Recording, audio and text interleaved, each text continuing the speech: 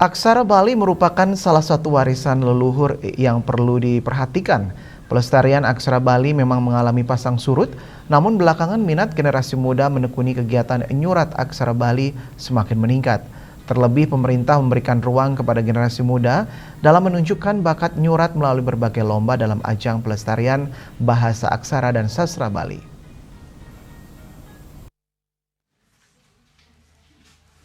Hal tersebut disampaikan Ketut Sudarsana, penekun lontar yang juga ahli warige dari Desa Adat Kapal.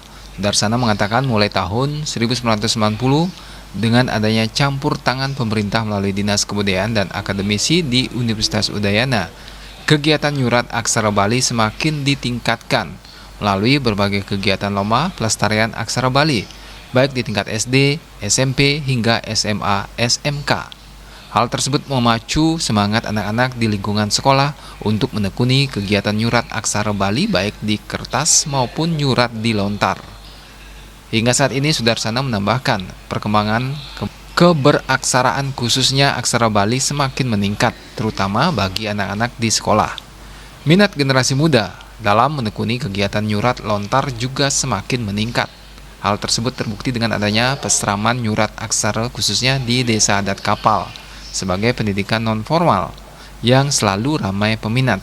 Bahkan hingga saat ini diikuti lebih dari 100 orang, baik anak-anak hingga remaja.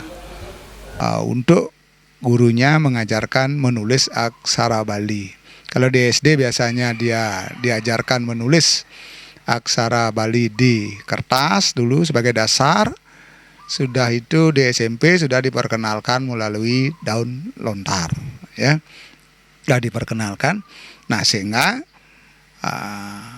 SDM yang untuk mengajarkan itu mesti harus memahami dulu karakter menulis aksara Bali.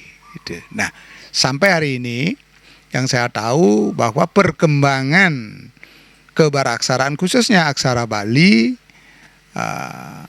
sudah semakin meningkat, ya, terutama anak-anak di sekolah, ya. Kalau kami di sini di Desa Adat Kapal, di samping mendapat pendidikan menulis aksara Bali secara formal di sekolah, kami juga melakukan terobosan-terobosan menulis aksara Bali di daun lontar dan kertas dan tembaga, ya, melalui pendidikan non formal, itu peseraman di Desa Adat.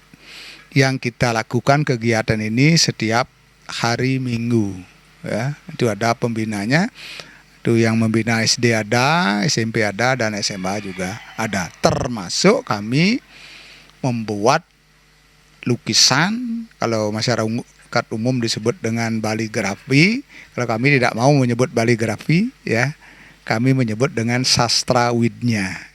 Untuk perkembangan keberaksaraan, khususnya aksara Bali, Sudarsana berharap kepada generasi muda agar ikut serta dalam pelestarian aksara Bali.